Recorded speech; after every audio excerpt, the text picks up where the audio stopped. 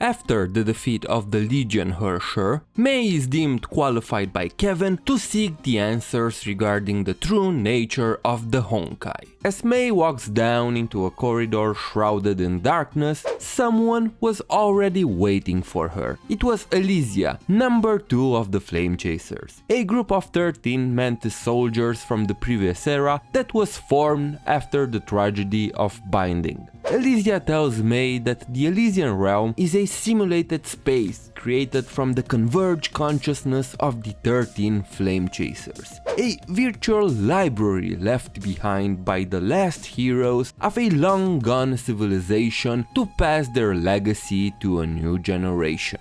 As May advances through the realm, she encounters familiar faces like Kevin and Hua, and new ones such as the calm and collected Sakura, the hot-blooded Kalpas, the dignified Eden, and the man who never opens his eyes, Sue. But among all of them, the one that attracted May's curiosity the most was the mysterious green-haired scientist, Mobius.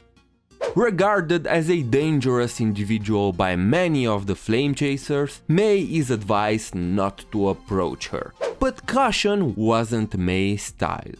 I mean, we are talking about the girl that beat her girlfriend half to death in order to save her.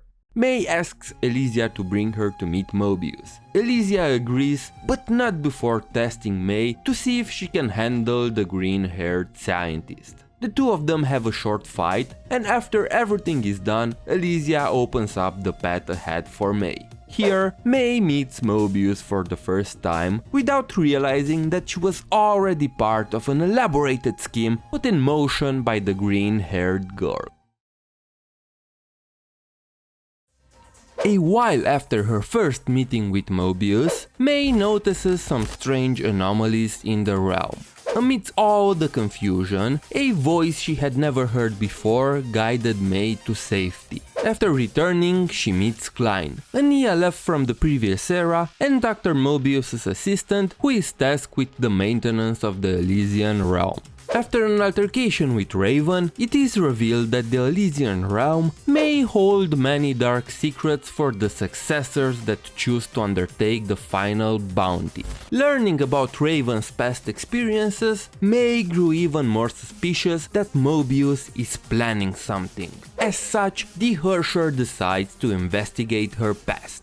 She learns about her immortality, about how she created Klein after the image of her previous assistant, who became one of the 10th Herrscher's puppets. She finds out about the active Honkai reaction, a form that every Mantis has access to that will transform them into a Honkai beast and grant them tremendous power in exchange for their sanity. The truth about how Mobius killed Klein during the attack of the 10th Herrscher in a frenzied moment when she was not conscious, and she also learns about her mysterious research on the 8th Herrscher. With all the acquired information, May decides to confront Mobius directly. She learns about the terrible plot designed by Mobius to lure May here and transfer her consciousness into the Herrscher's body to leave the Elysian Realm.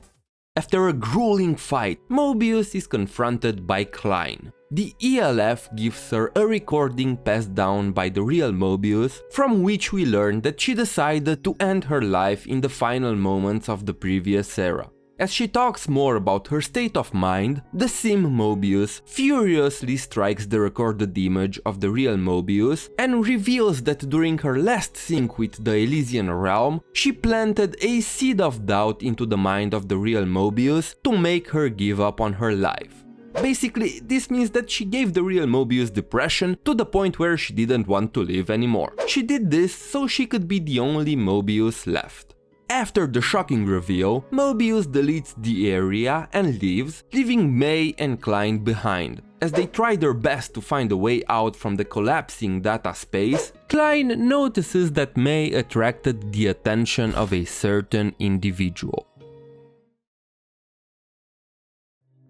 May finds out that Kevin returned the Void Archives to Ado. Worried about her friends, May leaves the Elysian Realm. While she is gone, Raven enters the realm to investigate some data errors that started appearing after the fight between May and Mobius. An encounter with a peculiar cat leads Raven to a dark place she has never seen before. A mysterious figure reveals herself in the darkness. Raven passes out and the mysterious figure gives her a star-shaped pendant. May returns and starts searching for Raven, but to no avail. To help her, Elysia introduces May to Pardophilis, the 13th member of the Flame Chasers and the owner of Felis's shop.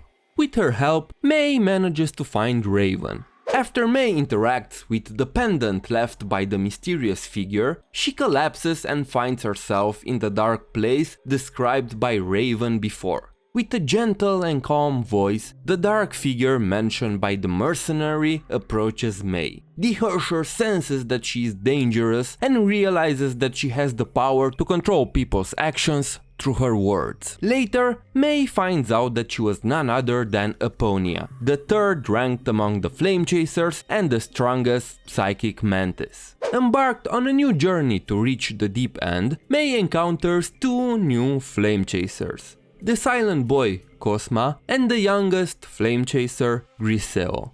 Witnessing May's ability to bring change to the realm, Aponia reveals to her that she can see people's fate and that May will die by her hands in 10 days. While trying to escape her fate, May meets the last Flame Chaser, the eccentric genius vill-v.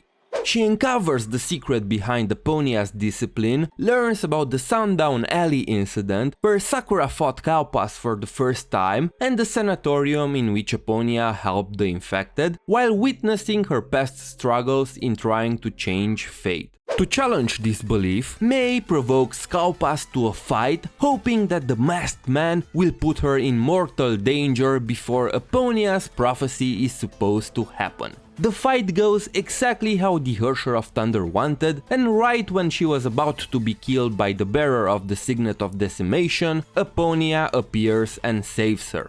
Realizing that her fight with Kalpas didn't achieve much, May slowly comes to terms with the fact that she might not be able to change her fate. But even so, maybe her fate is already determined, but she can at least choose what path she'll take to the end. Armed with unwavering resolve, she wants to find out the truth hidden in the deep end before the prophecy is fulfilled. May attempts to reach the deep end once more, but before arriving to her destination, one last obstacle stands in her way: Aponia. With the help of Griseo's painting and Raven's intervention, May overpowers the bearer of the Signet of Discipline, but the whole fight was nothing more than just an illusion created by Aponia. It turns out that she was only testing May to see if she was worthy to discover the secrets buried deep within the Elysian Realm. Despite fate giving her an ultimatum, May decided to make the same decision as her and tread on her own path to the inevitable. After that, Aponia finally opens the path to the depths, and May finds herself again greeted by Elysia, the bearer of the Signet of Ego, who reveals herself to be the 13th Herrscher of the previous era.